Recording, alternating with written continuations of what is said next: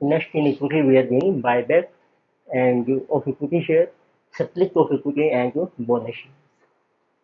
So in this case, first let us see buyback.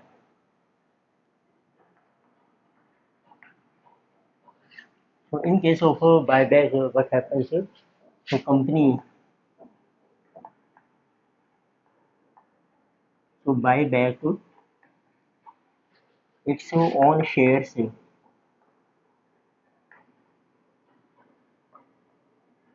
from open market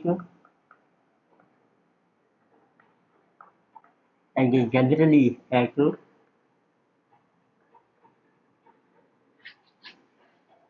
a price which is greater than current market price.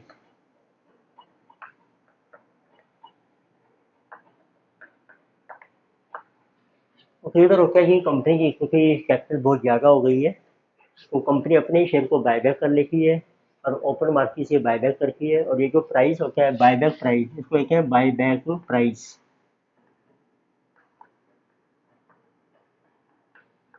तो share holder को incentive देने के लिए generally company buyback करती है high price के ऊपर as compared to market price. उसमें हमारा ऑब्जेक्टिव होता है कि what will be ex buyback price क्या होगा, तो हमने वो डिटरमिन करना है। It means what will be ex buyback price of share in market.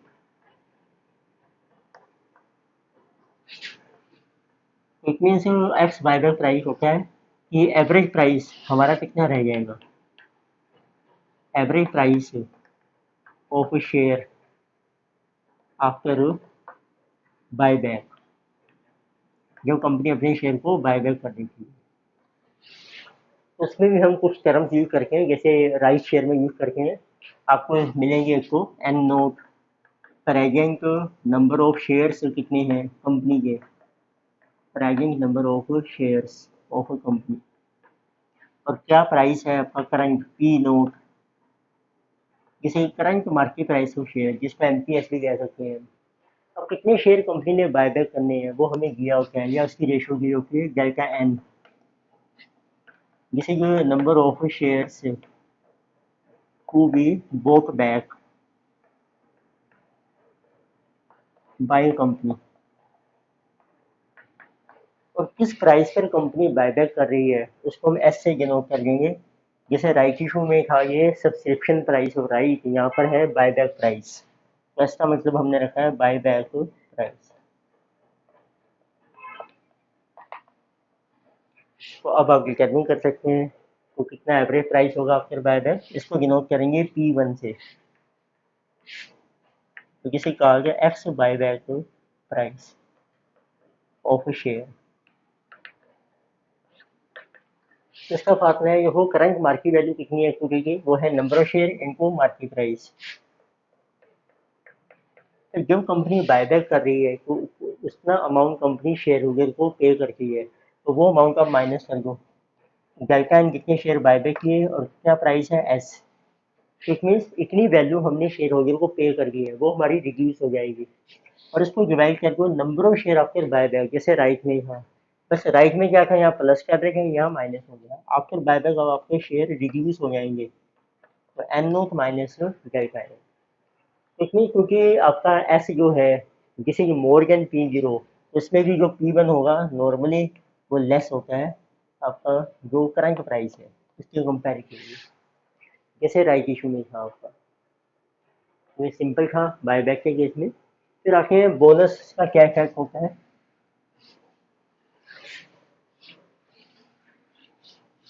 जैसे कंपनी जब बोनस शेयर इशू करती है तो हमें कैलकुलेट करना होता है इसमें बोनस इशू में, और ठीक है एक्स बोनस प्राइस कितना है आपका शेयर का, x bonus price of share. तो कंपनी बोनस शेयर इशू करती है फ्री ऑफ प्राइस, पर इसमें नंबर ऑफ शेयर हमारे इंक्रीज हो जाते हैं, तो एक्स बोनस प्राइस इसको भी रख लेते हैं P1, फार्मूला बन जाएगा प्रेजेंट शेयर उनकी करंट मार्केट वैल्यू। अब जो बोनस शेयर इशू किए वो फ्री में किए हैं, तो उससे कोई मनी रिसीव नहीं होगी, कोई हम पे नहीं करेंगे, divided by number of share कितने हैं और प्लस बोनस के कितने शेयर हैं, तो डेल्टा एन हमने रखा है यहाँ पे number of bonus share, company कितने इशू कर रही है। तो इट मीन्स शेयर्स इंक्रीज रहेंगे तो P1 हमारा इसमें भी रिड्यूस हो जाता है, जो P1 आएगा that will be less than P2। और फिर अगर वो ये भी पूछ रहे हैं कि अर्निंग पर शेयर कितनी होगी आपकी आफ्टर बोनस, उसका भी फार्मूला ही है, प्रेजेंट नंबर कितने हैं और करंट ईपीएस कितनी है हमारी, मल्टीप्लाई करके आ गया टोटल प्रॉफिट, किसी कॉल्ड प्रॉफिट आफ्टर टैक्स, उसको डिवाइड कर दो, नंबर ऑफ शेयर आपके बोनस के बाद इंक्रीज हो जाएंगे, एन नॉट प्लस डेल्टा, जिसमें डेल्टा एन है number of bonus share.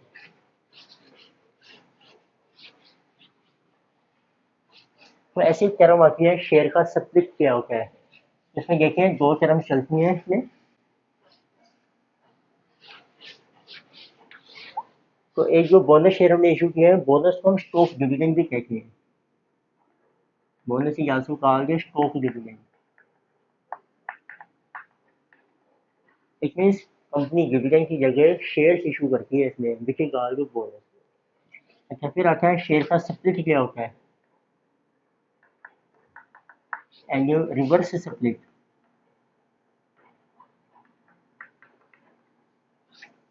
Split का मतलब होता है जो फेस वैल्यू है शेयर की पेगर वैल्यू, उसको हम रिड्यूस कर देते हैं। तो फर्स्ट पॉइंट है फेस वैल्यू, या हम कहते हैं पेगअप वैल्यू, दिस इज रिड्यूस्ड। तो हमने शेयर को स्प्लिट कर दिया है, उससे नंबर ऑफ शेयर आपके इंक्रीज हो जाते हैं, नंबर ऑफ शेयर्स इंक्रीज। तो इसके इफेक्ट पड़ता है मार्केट प्राइस के ऊपर। तो मार्केट प्राइस जब शेयर इंक्रीज होते हैं, मार्केट प्राइस भी आपका, मार्केट प्राइस ऑफ शेयर, उसके ऊपर क्या इफेक्ट होगा, शेयर इंक्रीज हो गए तो वो भी रिड्यूस हो जाएगा, it is also reduced proportionately. जिस प्रपोर्शन में शेयर इंक्रीज हो रहे हैं या जिस प्रपोर्शन में फेस वैल्यू रिड्यूस हो रही है। रिवर्स स्प्लिट होता है, रिड्यूस का मतलब होता है, अब स्प्लिट में देख लीजिए, अगेंस्ट वन शेयर, तो company issued more shares, means more than one share, एक के बदले में हम ज़्यादा शेयर इशू कर रहे थे। रिवर्स स्प्लिट में होता है कि जो ज़्यादा शेयर्स हैं उसको रिड्यूस करके वन बना देते हैं, it means number of shares are consolidated into one. तो उसका इफेक्ट क्या होगा, फेस वैल्यू, तो हमारी फेस वैल्यू जो है ये इंक्रीज हो जाती है, फेस वैल्यू इज इंक्रीज। तो इसी वजह से मार्केट प्राइस भी प्रोपोर्शनली इंक्रीज हो जाएगा, बट नंबर ऑफ शेयर्स आपको डिक्रीज हो जाते हैं, number of shares decrease. For example देखिए क्या होता है इन दोनों में डिफरेंस, जैसे कि share split and reverse split.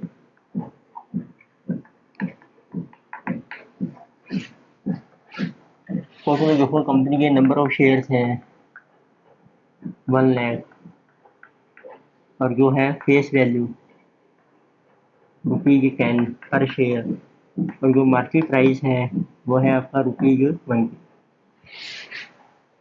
अब शेयर स्प्लिट, स्प्लिट रेशो दी है आपको, जैसे कि 2:1, इसका मतलब है एक के बदले में हमने उसके 2 शेयर कन्वर्ट कर दिए हैं, तो नंबर कितने हो जाएंगे, अब आपके नंबर हो जाएंगे डबल, 2 लाख। और जो फेस वैल्यू है, शेयर डबल हो गए हैं, फेस वैल्यू आधी रह जाएगी, यानी इंटू 1/2, अब 5 रुपये की रह जाएगी। ऐसे मार्केट प्राइस भी हमारा 1/2 हो जाएगा, 20 इंटू 1/2, 10 रुपये। रिवर्स स्प्लिट में टोटल रेशो भी है आपको 1:4, इसमें हम 4 शेयर का या 1:5 कर लेते हैं, तो 5 शेयर को कंसोलिडेट करके हमने एक शेयर बना लिया है, 5 शेयर बदले में एक शेयर मिलेगा 1/5। तो अब आपके नंबर आ जाएंगे 1 लाख का कर लीजिए आप, इनको 1/5, 20,000 शेयर रहेगा।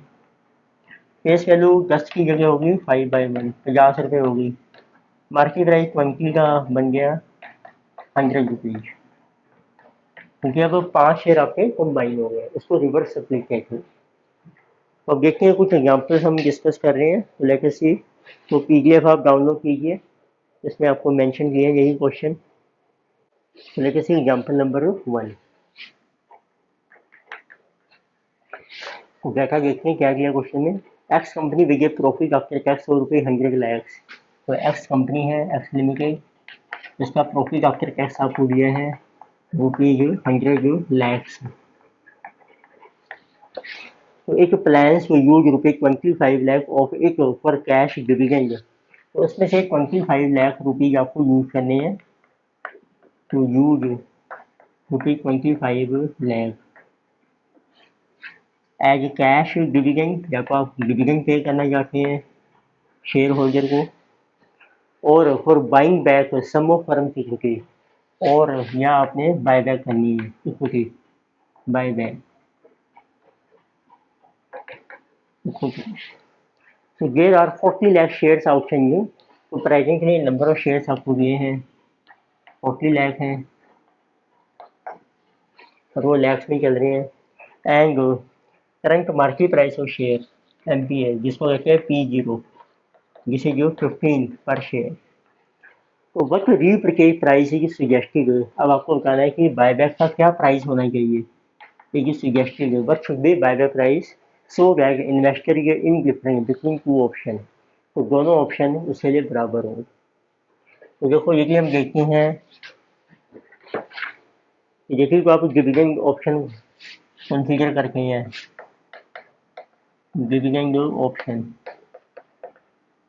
उस केस में देखिए टोटल वैल्यू कितनी मिलती है शेयर होल्डर को, वैल्यू टू शेयर होल्डर। उसके बाद शेयर है एक, उसका प्राइस है मार्केट प्राइस ऑफ शेयर, और प्लस उसको डिविडेंड भी मिल जाएगा कैश में। मार्केट प्राइस है 15, अब डिविडेंड कितना मिलेगा 25 लाख का कंपनी ने डिविडेंड देना है, नंबर ऑफ शेयर हमारे 40 लाख, तो पर शेयर आपका डिविडेंड आ गया 15 प्लस 25/40, 0.625। उसमें जो टोटल वैल्यू है शेयर होल्डर की वो है 15.625। अब बायबैक में भी कंपनी को कम से कम जो शेयर होल्डर की वैल्यू इतनी रहनी चाहिए, इसका मतलब है बायबैक प्राइस क्या होना चाहिए, मिनिमम बायबैक प्राइस।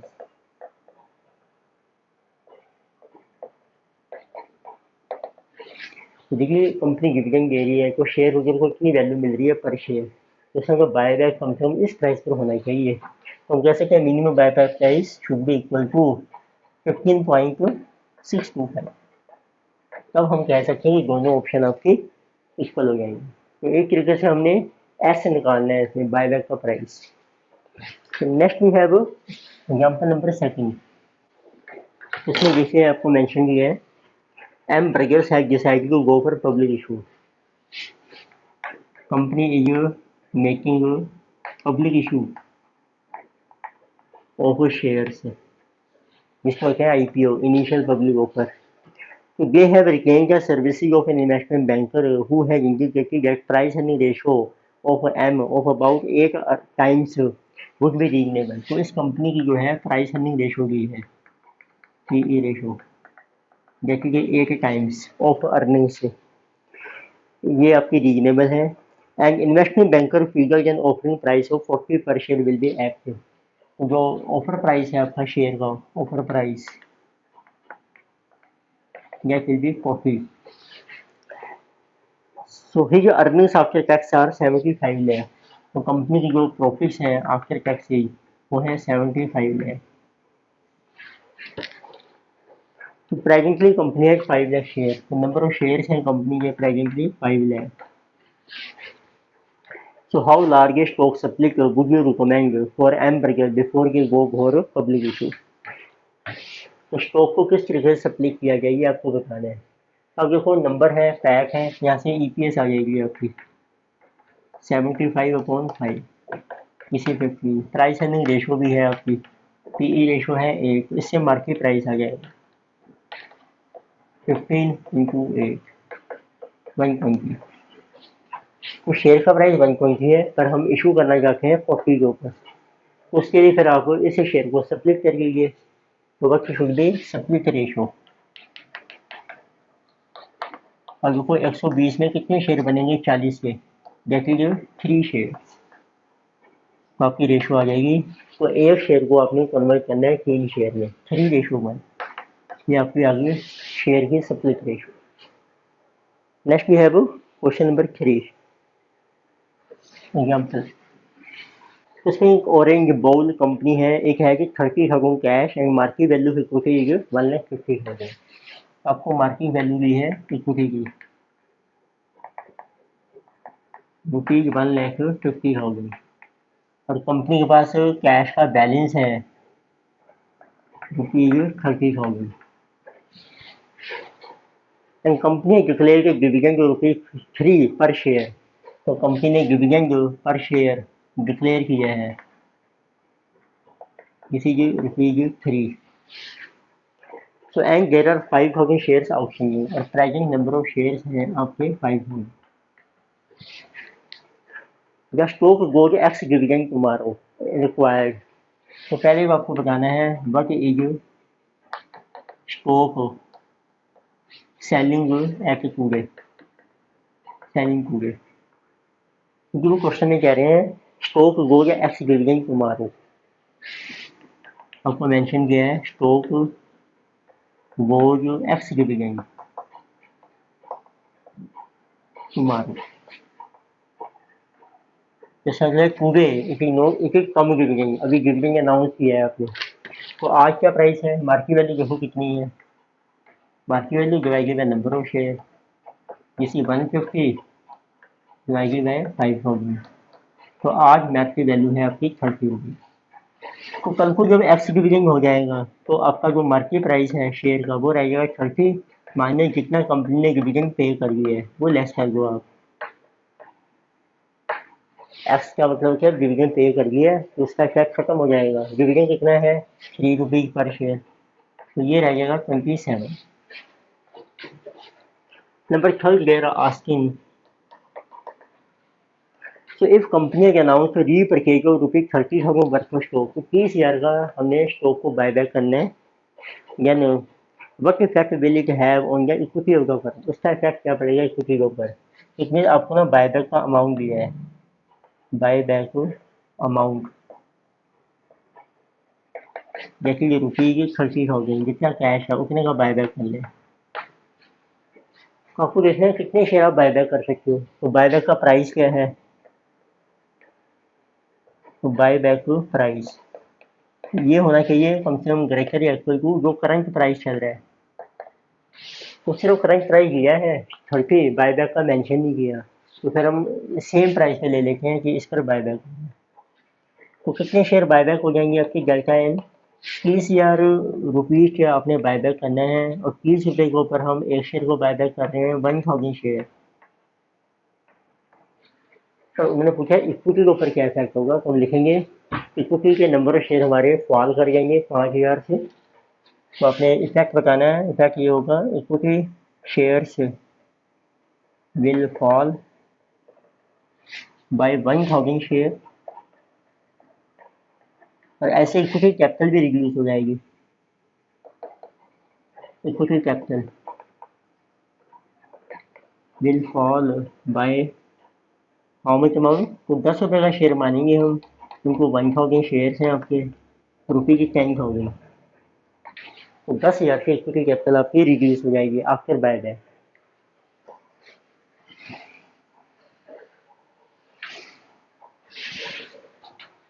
नेक्स्ट मैंने फोर्थ पूछा है how many share will B outstanding after buy back, कितने शेयर से रह गए आपके, number of shares after buy back.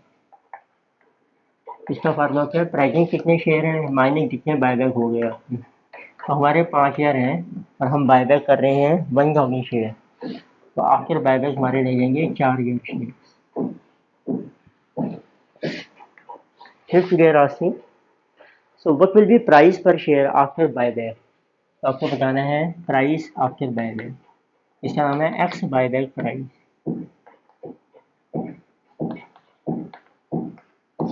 इसका फार्मूला क्या है, present share current price minus जितने शेयर बायबैक किए और subscription price mean buyback price, number of share remaining after buyback. तो इसमें हमारे 5000 शेयर हैं, करंट प्राइस है 30, 1000 शेयर हमने बायबैक किए, वो भी 30 के ऊपर किए, तो रिमेनिंग शेयर आपके रह जाएंगे 5000 माइनस 1000। इसी 150 माइनस 30, 1,20,000 डिवाइडेड बाय 4000। तो एक्स बायबैक प्राइस भी आपका 30 रुपये ही है इसमें, क्योंकि सेम बायबैक प्राइस है। Next there have asked, this is good question है ये। सिक्स पूछ रहे हैं वो, show how repurchase is effectively same as a cash dividend. जैसे दो ऑप्शन थे आपके पास, डिविडेंड ऑप्शन था या डिविडेंड प्लान कह सकते हैं, एक था बायबैक ऑफर थी कंपनी की। आपने बताना है कि दोनों ऑफर आपकी सेम ही है इसमें। डिविडेंड प्लान में देखो, शेयर होल्डर को मिलेगा dividend, share holder gets dividend मिला उसको पर शेयर, हाउ मच 3 रुपीज, फिर उसको मिलेगी मार्केट प्राइस शेयर। तो एक्स की डिविडेंड प्राइस क्या था आफ्टर डिविडेंड के बाद, वो रहेगा 27। तो टोटल जो वैल्यू उसको मिली share holder gets total value 30 रुपये। बायबैक में डिविडेंड मिलेगा नहीं, प्राइस लगेगा आपका 30 रुपये आफ्टर बायबैक, तो इसमें भी टोटल वैल्यू मिली आपको 30। जैसा कि दोनों ऑफर आपके लिए सेम है, शेयर होल्डर के लिए इक्वली प्रॉफिटेबल। तो नेक्स्ट हम डिस्कस करेंगे एग्जामिनेशन प्रॉब्लम्स।